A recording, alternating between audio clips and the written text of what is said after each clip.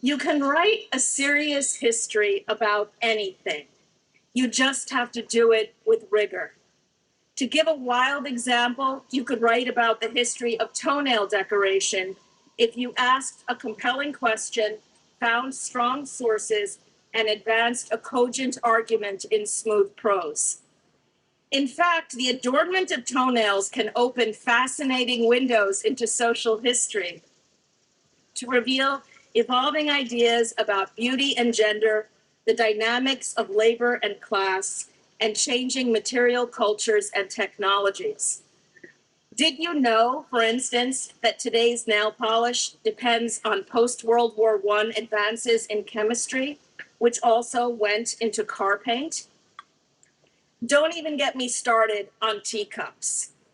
I saw an inspiring exhibit 10 years ago in Paris, which showed how changes in the style and manufacturing of ceramic teacups tracked the history of dynasties and court cultures in China.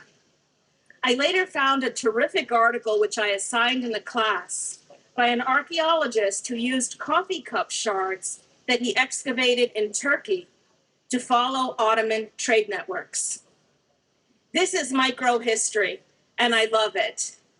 Microhistory involves looking at little things to see big pictures, how people, places, objects, and ideas circulated, collided, and set events into motion. Doing microhistory can bring out our inner Sherlock Holmeses by challenging us to extract clues to the past from myriad details ranging from, say, the pens in our pockets to the ivy growing on College Hall.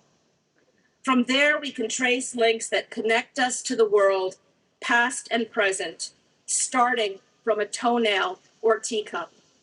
Thank you.